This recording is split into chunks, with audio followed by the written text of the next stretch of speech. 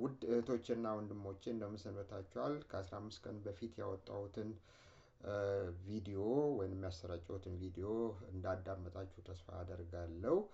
በዛሬው ዕለት ለማተኮር የምፈልገው ህብረ ብሔር ወይም ኔሽን ስቴት የሚለውን መሰረተ ሀሳብ ለማብራራት ነው።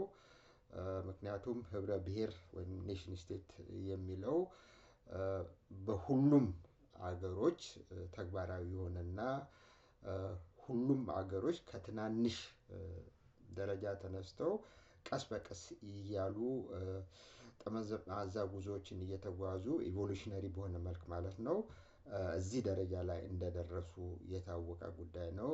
በማንኛውም አገር ውስጥ ግብግቦች ሳይፈጠሩ ጦርነቶች ሳይካሄዱ መጨረሻ ላይ ህብረ ብሔር ወይንም ኔሽን ስቴት እንዳልተመሰረተ የተረጋገጠ ጉዳይ ነው።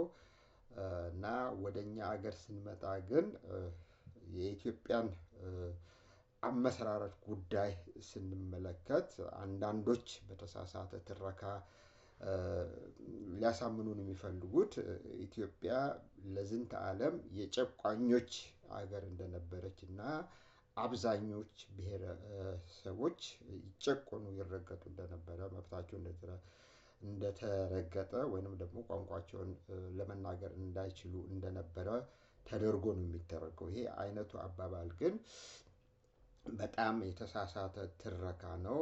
እንግዲህ ኢትዮጵያ የምትባለው ሀገር የ3000 ዓመት ታሪክ አላት የምትባል ሀገር ነው። ከዚያም በላይ ይኖራታል።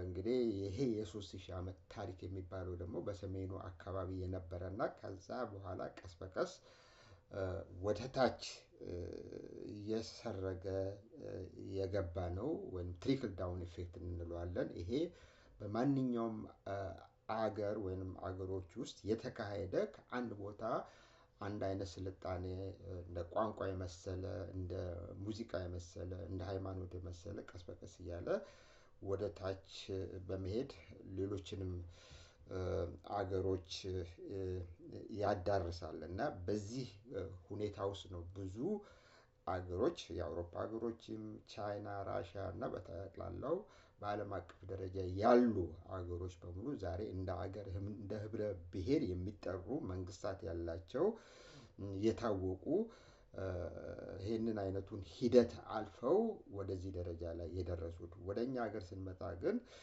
በጣም አስቸጋሪ የሆነ ትረካ ከሳይንስና ከህብረተሰብ አገነባብ ታሪክ ጋር የማይጣጣም ትረካ በየጊዜው ይነገራል፣ ለማሳመንም ይሞከራል እና ይሄ ግን ትክክል አይደለም። እና እንግዲህ እንደምታውቁት የተለያዩ በተለይም አብዮቱ ከፈነዳ በኋላ በራሳቸው ዓለም ውስጥ ሲሽከረከሩ የነበሩ የተለያየ አርማን ይዘው የሚታገሉ ድርጅቶች እርስ በርስ በከፈቱት ግብግብ የተነሳ የመጨረሻ ላይ እንደ ህወሓት ለመሰለው ከዛም በኋላ ደግሞ እንደ ብልጽግና ፓርቲ በአብይ አህመድ በሚመራው ማለት ነው መንገዱን ሳያውቁት አመቻችተው እንደሰጡት የታወቀ ጉዳይ ነው። እና ችግሩ ግን ምንድነው እሱ እና የሚነሳው ጥያቄ ኢትዮጵያ የ3000 ዓመት ታሪክ አላት የሚባል ከሆነ ሌሎችም ሀገሮች ቻይናዎች ከ3000 እስከ 5000 ዓመት የሚደርስ ታሪክ አላቸው። ኢራኖች እስከ 5000 ዓመት የሚደርስ ታሪክ አላቸው። ሌሎችም እንደ ኢራቅ እነዚህ የመሳሰሉ ሀገሮች እንደዚህ አይነት ታሪክ እያላቸው መጨረሻ ላይ ግን ወደ መፈረካከስ ወይንም ደግሞ በውስጥ በተነሳ ግብግብ ተይዘው አያውቁም። እና ወደኛ ሀገር ስንመጣ ግን በተለይም የብሔረሰብን አርማ ይዘው የሚንቀሳቀሱና በአጋጣሚም ስልጣን ላይ የወጡ ኃይሎች ወደ ውስጥ ያተኮረ የአገር ግንባታ ከማካሄድ ግን ህብረተሰቡን እና በጠቅላላው ብሔረሰቦችን አንድ ላይ በማስማማትና በማግባባት እንዲሁም ደግሞ በተጣመረ ስራ አገርን እንዲገነቡ ከማድረግ ይልቅ እና ምንድነው የተከተሉት በተለይ ህወሓት የከፋፍለ ግዛው ፖሊሲ ዲቫይድ ኤንድ ሩል የምንለው ነው። በዚህ አማካኝነት ስልጣን ላይ ቆያሉ የሚል ምኞት ነበረው። በእርግጥም 27 ዓመት ያህል በዚህ አይነቱ የከፋፍለ ግዛው ፖሊሲ ስልጣንን ተቆናጦ ሲዘርፍ ነበር የነበረው እና እንደምናውቀው የራሱን ብሔረሰብ ለመብቱ እታገላለሁ ያለውንም መብቱን ያስጠበቀ ሳይሆን እንደውም በጦርነት ማጥ ውስጥ ከቶት ያው በተሰቃይ በአስቸጋሪ ሁኔታ ውስጥ ነው የሚኖረው። እንግዲህ ከዛ በኋላ ደግሞ አብይ አህመድ የሚባለው ስልጣን ላይ ከወጣ ከ8 ዓመት ጀምሮ የሚያካሄደውን ፖለቲካ እንከታተላለን። በተለይም ደግሞ በአማራው ላይ እና የአማራ እና የኦርቶዶክስ ሃይማኖትን ጥላቻ እንዳለው በእርግጥም እያሳየና በዛ ጦርነት እያካሄደ ህዝባችንን የማይወጡት ማጥ ውስጥ ከቷቸዋል ማለት ነው እና የሚያራምደውም የኢትዮጵያን የራሱን ብሔረሰብ አጀንዳ ሳይሆን የውጭ ኃይሎችን አጀንዳ የሚያካሂድ ነው የሚመስለው። በእርግጥም ደግሞ ይሄ ነው ያለው ሁኔታ። ጦርነቱ ራሱ የኢትዮጵያን ህዝብ የሚወክል የራሱን ብሔረሰብ የሚወክል ሳይሆን የጥቂት ኤሊቶችን ጥም ለማርካት ስልጣን ላይ እንዲቆዩ ለማድረግ እና በዛውም ደግሞ የውጭ ኃይሎችን ጥቅም ለማስጠበቅ ብቻ ነው። ሌላ ምኞት የለውም እና በዚህ አማካይነት ደግሞ የተዳከመች የፈረካከሰች ኢትዮጵያን ጥሎ ለመሄድ ነው መጨረሻ። ምክንያቱም ማንኛውም አገዛዝ ለሺህ ዓመታት ስልጣን ላይ ሊቆይ አይችልም እና አንድ ቦታ ላይ ሲደርስ ያው የመውደቁ ሁኔታ የተረጋገጠ ጉዳይ ነው። በታሪክ ውስጥ ብዙ መቶ ዓመታት ስልጣን ላይ የቆየ ኃይል በፍጹም ታይቶ አይታወቅም። እንግዲህ ከዚህ ሁኔታ ስንነሳ እነዚህ ኃይሎች እንደዚህ አይነት ጠባብ አስተሳሰብ ኖሯቸው ለምንድን ነው ሀገር የሚያተራምሱት? ለምንድን ነው ሌሎች ሀገሮች በተለይም ራሽያ ከዛ በኋላ ደግሞ ሶቪየት ህብረት በኋላ ደግሞ ወደ ራሽያነት እንደገና የተቀነሰች ሀገር የተለያዩ ብሔረሰቦች እያላቸው ብዙ ውጣ ውረዶችን ካሳለፉ በኋላ ጠንካራ ሀገር እና ጠንካራ ኢኮኖሚ መገንባት የቻሉት እና ሶቪየት ህብረት በአንድ ሰሞን ሀያል መንግስት ነበረች እስከ 1989 ዓመተ ምህረት ማለት ነው። ከዛም በኋላ የተወሰነ ድክመት ደርሶባት አንሰራርታ ያው አሁን በሱፐር ፓወር ደረጃ ያለች ናት ማለት ነው። በተለይም በጦር መሳሪያ ፋብሪካ እና ይሄንን ደግሞ ያው በተግባር እያሳየች ነው። በውጭ ኃይሉ ጦርነት ተከፍቶባት ያው እየተከላከለች እና ያው የራሷን መብትና ነፃነት አስጠብቃ ያለች ሀገር ነች።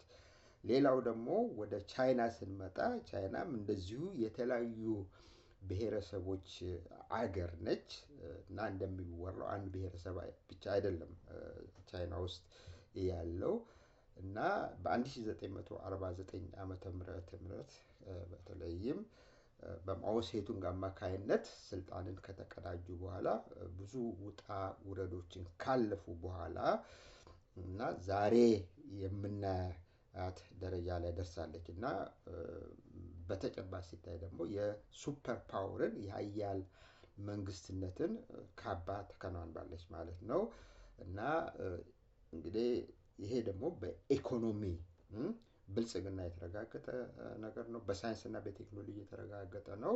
ቻይና ውስጥ ከ1.4 ቢሊዮን ህዝብ በላይ ይኖራል ማለት ነው። 1 ቢሊዮን 400 ሚሊዮን ህዝብ ማለት ነው እና ይህንን ያህል ህዝብ ለማስተዳደር ደግሞ ቀላል አይደለም። ባለፉት 30 ዓመታት ከ3/4 የሚሆነውን የቻይና ህዝብ ከድህነት አላቀው እንደዚህ አይነት የሆነ ሁኔታ ውስጥ ጠንካራ ኢኮኖሚ ገንብተው በጠቅላላውን ህብረተሰብ ለማያያዝ ችለዋል እና ኢኮኖሚ በጣም ዲናሚክ እና በዓለም አቀፍ ደረጃ ተወዳዳሪ የማይገኝለት እየሆነ መጥቷል ማለት ነው እና ብዙዎችን የአውሮፓ ሀገሮችን በተለይም ደግሞ የመኪና ፋብሪካ ባለቤቶችን አክሲዮነሮችን እየተፈታተነና አስቸጋሪ ሁኔታ ውስጥ የከተተበት ሁኔታ እንመለከታለን እና ወደ ኢትዮጵያ ስንመጣ ግን አገራችንን አለ አይደለም በአንድነት ከመገንባት ይልቅ የተለያዩ ኃይሎች ስልጣን ላይ በሚወጡበት ጊዜ የማንን አጀንዳ እንደሚከተሉ በእርግጥ አይታወቅም።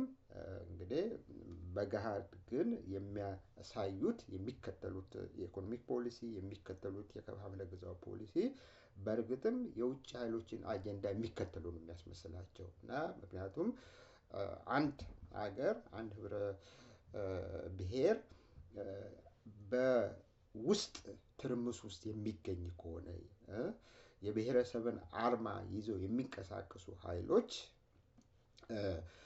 እርስ በራሳቸው የሚነታረኩ ከሆነ የኔ መብት መጠበቅ አለበት እያሉ ስልጣን ላይ ከወጡ በኋላ ደግሞ በእርግጥም ሰፊውን ህዝብ ከድህነት እና ከኋላ ቀርነት የማያላቅቀውን አጀንዳ የሚከተሉና ተግባራዊ የሚያደርጉ ከሆነ ያው አንድ ሀገር በትርምስ ዓለም ውስጥ ነው የምትገኘው ማለት ነው እና ይሄ ምንድነው የሚያሳየው የጭንቅላትን መቀጨጭ ነው እና በእውቀት አለ መታነጽ ነው የሚያሳየው እና ጭንቅላት በጥሩ እውቀት ካልተገነባ ጭንቅላት ራሱ ያው እንደ ድርጅት ነው ማለት ነው እና ጭንቅላታችን በሚገባ መደራጀት አለበት በሚገባ መዋቅር አለበት እና በጥሩ እውቀት መታነጽ አለበት እና ይሄ ሲሆን ብቻ ነው እና ወደኋላ በመመለስ ነገሮችን እያገናዘቡ ከሽኩቻን ከመፈለግ ንትርክን ከመፈለግ የተለያዩ ብሔረሰቦች እርስ በራሳቸው እንዲጋጩ መንገዶችን ከማመቻቸት ይልቅ ሰብሰብ ብሎ አገር መገንባት የሚቻለው እና ቻይናዎች ይህንን ነው ያደረጉት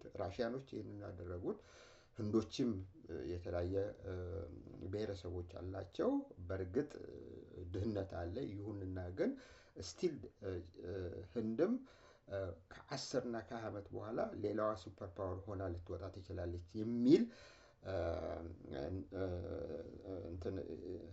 ነገር ይወራል እና ይሄንን ስንመለከት ወደ ኢትዮጵያ በምንመጣበት ጊዜ በጣም አስቸጋሪ ሁኔታ ውስጥ እንገኛለን እና ስልጣን ላይ ያሉት ብቻ ሳይሆኑ ሌሎችም ራሳቸው የህብረ ብሔርን አርማ ይዘን እንታገላለን የኢትዮጵያን ነጻነት እናስጠብቃለን ብሎ የሚንቀሳቀሱ ኃይሎች የራሳቸው የሆነ እንደ መመሪያ የሚያገለግላቸው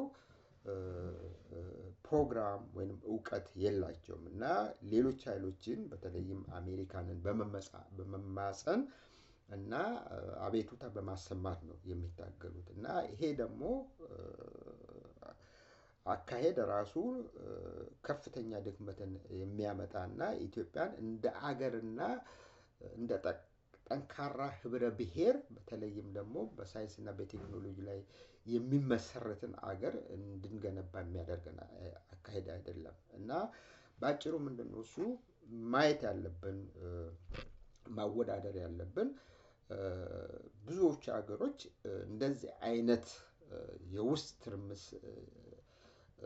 ሳያሳዩ በተሻለ ሁኔታ ውስጥ ሲገኙ ሲንጋፖርን መመልከት እንችላለን ኢንዶኔዥያንን መመልከት እንችላለን ታይላንድን መመልከት እንችላለን እነዚህ ሁሉ ሀገሮች የተለያዩ ብሔረሰቦች ያሏቸው ናቸው የት ሰላማዊ ናቸው ማለት ነው እና ወደኛ ሀገር ስንመጣ ግን በከፍተኛ ደረጃ መርዛማ የሆነ አስተሳሰብ አለ እና ሰፍኗል እና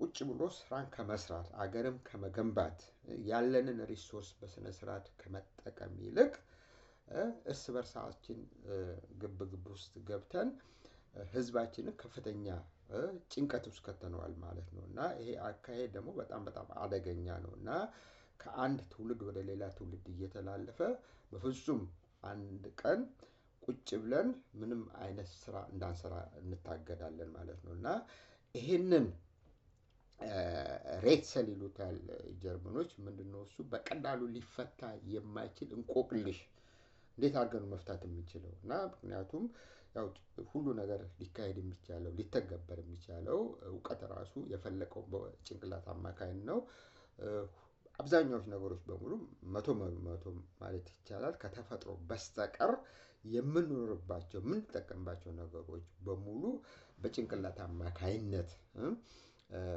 የሚፈጠሩና ወደ ተግባር የሚመነዘሩ ናቸው። ግን ይሄ ሁኔታ እንዳይሆን ያው በልዩ አይነት ትረካ ጭንቅላታችን ስለተያዘ በተለይ ብሔረሰብ የሚባለው የአይደንቲቲ ጉዳይ የሚባለው ወይንም ደግሞ የምንነት ጥያቄ የሚባለው ጭንቅላታችንን ስለወጠረው ወደ ሌሎች ነገሮች ላይ በተለይም እውቀትን በሚመለከት እንግዲህ እውቀት ስንል እንግዲህ የተፈጥሮ ሳይንስ ማለት ነው። ካለ ፊዚክስ ምንም ነገር የሚሰራ ነገር የለም። ካለ ማቴማቲክስ ምንም የሚሰራ ነገር የለም። ካለ ኬሚስትሪ ምንም ነገር የሚሰራ የለም። ባዮሎጂም በጣም አስፈላጊ ነገር ነው። ምክንያቱም በባዮሎጂ አማካኝነት ነው ኢቮሉሽነሪ የሆኑ ነገሮችን ልንሰራና ተፈጥሮን በመገምገም በማጥናት በመቃኘት አለ አይደለም ተፈጥሮ የተለያዩ ነገሮችን የያዘችውን ያህል የምታስተናግደውን ያህል እና ለምን በዚህ አማካይነት አንድም አገር ሊመሰረት ይችላል። ምክንያቱም አንድ ሀገር የተለያዩ አመለካከቶች ያሉበት የት አለ አይደለም በአንድ ዓላማ ወይንም ደግሞ በመርህ ደረጃ ተሰባስበው የሚመሰርቱበት ሁኔታ ነው ማለት ነው። እና ስለዚህ ዩኒቲ እና ዳይቨርሲቲ እና የተለያዩ ነገሮች ግን አንድነት እንደሚጓዙ ተፈጥሮ ታስተምረናለች ማለት ነው። እና ወደ ዋናው ነገር ስንመጣ እና የኛ ችግር ምንድነው? እሱ ጭንቅላታችንን ለመሰብሰብ አለመቻል፣ በጥሩ እውቀት አለመኮትኮት መቻል እና የማያስፈልግ ትረካ እያነሳን ህዝባችንን ችግር ውስጥ መክተት እና እንግዲህ ሌላው ምንድነው? እሱ ያው እንደዚህ አይነት ሁኔታ ውስጥ በምንገኝበት ጊዜ በውጭ ኃይሎች እንናቃለን ማለት ነው። የውጭ ኃይሎች ደግሞ የተለያዩ ኃይሎችን ተገን በማድረግ እርስ በራሳችን እንድንተራመስ ያደርጋሉ ማለት ነው። በጦርነት ዓለም ውስጥ እንድንወጠር ያደርጋሉ ማለት ነው። እና ስለዚህ ማሰብ ያለብን ምንድነው? እሱ በተቻለ መጠን ከእንደዚህ አይነቱ አደገኛ የሆነ አስተሳሰብ እስካልተላቀቅን ድረስ ጭንቅላታችንን በእውቀት ላይ እንዲያተኩር ካላደረግን ድረስ እንግዲህ እውቀት ሲባል የተለያዩ የእውቀት መሰረቶች አሉ። ግን አሁን በዓለም አቀፍ ደረጃ የበላይነት የያዘው በከፍተኛ ደረጃ ጭንቅላትን የሚሰበስብ ሳይሆን የሚበታትን አይነት እውቀት ነው። እና ጥንታዊ የሆነው በተለይም ደግሞ ሰብአዊነት ያለው ሂውማኒስቲክ ቫልዩ ያለው እውቀት እሱ እየተገፈተረ በተለይም ደግሞ አውሮፓውያኖች የሳይንስ እና የቴክኖሎጂ ባለቤት ከሆኑ በኋላ በዓለም አቀፍ ደረጃ ያስፋፉት በሞደርናይዜሽን ስም ወይንም በስልጣኔ ስም ያስፋፉት ይሄ አይነቱ እውቀት ጭንቅላታችንን የሚሰበስብ አይደለም። የሚበታትንና ለጊዜው እና በዛ ዓለም ውስጥ እየተሽከረከርን እንድንሄድ የሚያደርገን እንጂ ዘላቂነት ያለው ኃይላችንን የሚሰበስብ ጭንቅላታችንን የሚሰበስብ እና አንድን ሀገር እንደ ሀገር እንድንገነባ የሚያደርገን የእውቀት መሰረት አይደለም። እና ያለው ችግር ይሄ ነው። እና በተለይም እውቀትን በሚመለከት በእኛ በኢትዮጵያኖች ዘንድ ብቻ ሳይሆን በዓለም አቀፍ ደረጃ በአፍሪካውያኖችም ውስጥ ያለ ችግር ነው። ምክንያቱም አብዛኛውን እውቀት ከውጪ ነው ያመጣነው። ኢንዲጂነስ እውቀት የለንም። ቢኖረንም እንግዲህ ምንድነው? እሱ ያው እውቀት ሲባል እየተሻሻለ እያደገ የሚሄድና መጨረሻ ለሳይንስና ለቴክኖሎጂ መሰረት የሚጥል መሆን አለበት። እና እንግዲህ ምንድነው? እሱ የአውሮፓውያኖች ትልቁ አድቫንቴጅ ልንለው እንችላለን። ይህንን አይነቱን እድል እንዴት ሊጎናጸፉ ቻሉ ብለን በምንጠይቅበት ጊዜ የወሰዱት ከግሪክ ነው። የግሪክ ፍልስፍና፣ የግሪክ የተፈጥሮ ሳይንስ፣ የግሪክ ማቴማቲክስ፣ የግሪክ አርኪቴክቸር በጠቅላላው ሊትሬቸር ወደዚህ አውሮፓ ውስጥ በ10ኛው በ11ኛው በ12ኛው ክፍለ ዘመን ባይመጣና ቀስ በቀስ በ15ኛው ክፍለ ዘመን ላይ ሪቫይቭ ባያደርግ ባያድግ ባይዳብር ኖሮ በጥቂት ሰዎች አማካኝነት አውሮፓኖች ይህንን አይነቱን የሳይንስና የቴክኖሎጂ ባለቤት ሊሆኑ ባልቻሉ ነበር። አውሮፓኖች ግን አንድ ቦታ ላይ በተለይም በ19ኛው ክፍለ ዘመን ካፒታሊዝም ካደገ በኋላ ይህንን አይነቱን እውቀት ፋልሲፋይ ነው ማድረግ የጀመሩት እና ሂዩማኒስቲክ ቫልዩ የነበረውን አለ አይደለም ሌሎችን ሀገሮች ወደ መብረሪያነት ኮሎኒያሊዝም የባሪያ ንግድ ወዘተ ወዘተ እና ሀገሮችን እንትን ተከፋፍለን እንድንኖር ነው ያደረጉት እና እውነተኛውን እውቀት ወደኛ እንዲሸጋገር አላደረጉም ማለት ነው እና በእኛ በኢትዮጵያኖች መካከል ያለው ትልቁ ችግር ይሄንን አይነቱ የእውቀት አካሄድ የእውቀት አመጣጥና አንድ ቦታ ላይ ደርሶ ደግሞ በእንደዚህ አይነት በተሳሳተ መልክ ወደ ሌሎች ሀገሮች ሊሸጋገር እንደቻለ ብሎ ለማጥናት እና ለማወቅ አለመቻል ነው እና እነዚህ ነገሮች እስካልተገነዘብን ድረስ በሆይ ሆይ እውቀት ጭንቅላታችን እስከተያዘ ድረስ እና ስልጣን ላይ በምንወጣበት ጊዜ የምናካሄደው አጀንዳ በተግባር ሲታይ የውጭ ኃይሎችን አጀንዳ ነው ማለት ነው። ይህም ማለት ምን ማለት ነው? የኢትዮጵያን ሕዝብ ከድህነትና ከረሃብ አያላቅቀውም ማለት ነው እና ጠንካራ ህብረ ብሔር ወይም ኔሽን ስቴት የምንለው አገር የምንለው ሊገነባ አይችልም ማለት ነው። እንግዲህ ጠንካራ አገር ሲባል ደግሞ በሳይንስና በቴክኖሎጂ ብቻ የሚገለጽ ሳይሆን በልዩ ልዩ ባህሎችም በሙዚቃ በሊትሬቸር በጥሩ ጥሩ ክላሲካል ህንፃዎች ለጠቅላላው ህዝብ በሚያገለግሉ በቆንጆ ከተማዎች በቆንጆ መንደሮች እና በቆንጆ ኢንፍራስትራክቸር የሚገለጽ ማለት ነው እና ያለብን ችግር ይሄ ነው እና ይሄንን ነገር ለማወቅ ለማግኘት ባለመቻላችን እና ደግሞ አንፈልግም ምክንያቱም በጣም አስቸጋሪ ነው።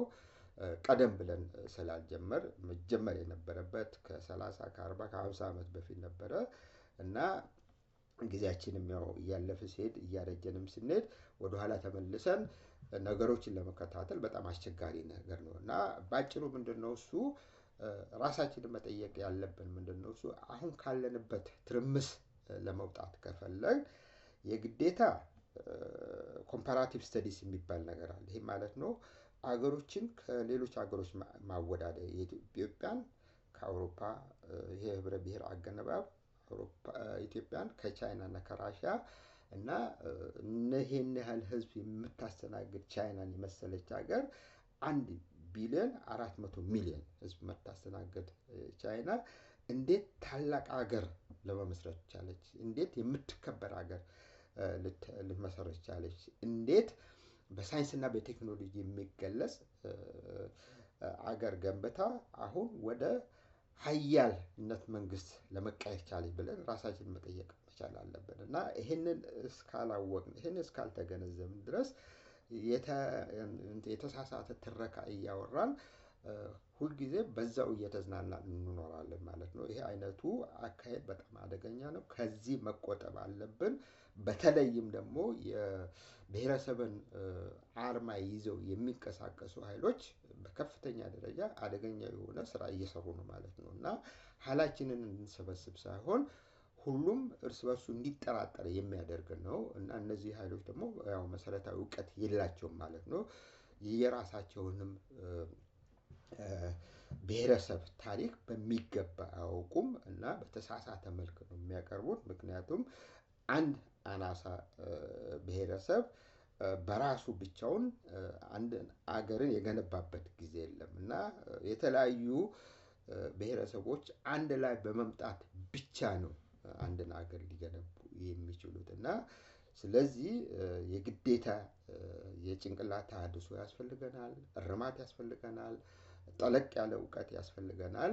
ካለበለዚያ ግን ህዝባችንን እየጎዳ ነው። ይህንን የአሁኑን ትውልድ ብቻ ሳይሆን ተከታታዩንም ትውልድ እየጎዳ ነው እና መጨረሻ ደግሞ አገራችን የውጭ ኃይሎች መጫወቻ ትሆናለች ማለት ነው። ወደ ጦርነት አውድማነትም በጠቅላላ ትለወጣለች ማለት ነው። ስለዚህ የግዴታ ጥንቃቄ ማድረግ አለብን ማለት ነው እና እንግዲህ ይህንን ካልኩኝ በኋላ በዛሬው ትንተናዬ ላይ ይህንን ከገለጽኩ በኋላ በዚህ አቁሜ ያው በሚቀጥለው አጀንዳዬ ላይ ደግሞ ወይንም ደግሞ አርዕስት ላይ ለየት ባለ መልክ አንዳንድ ነገሮችን ለማለት እፈልጋለሁ። በተለይም የኢኮኖሚ እድገትን፣ የህብረተሰብ አገነባብን፣ ፖለቲካን በሚመለከት መንግስትን በሚመለከት ማአት የሚነሱ ጥያቄዎች አሉ እና በእነዚህ ነገሮች ላይ ስንወያይና ግልጽነትን እስካለን ድረስ ብቻ ነው ወደፊት መራመድ የምንችለው ሰብሰብ ብለን በአንድነት ሀገራችንን ለመገንባት የምንችለው እና ይህንን ካልኩኝ በኋላ በተቻለ መጠን ይህንን ቪዲዮ ለማዳመጥና ለማሰራጨት በተቻለ መጠንም ሰብስክራይብ ለማድረግ ሞክሩ። በተረፈ እንግዲህ ያው አመሰግናችኋለሁ። በርቱ እላለሁ እና እስከሚቀጥለው የቪዲዮ ስርጭቴ ድረስ እና መልካም ጤንነት እመኝላችኋለሁ።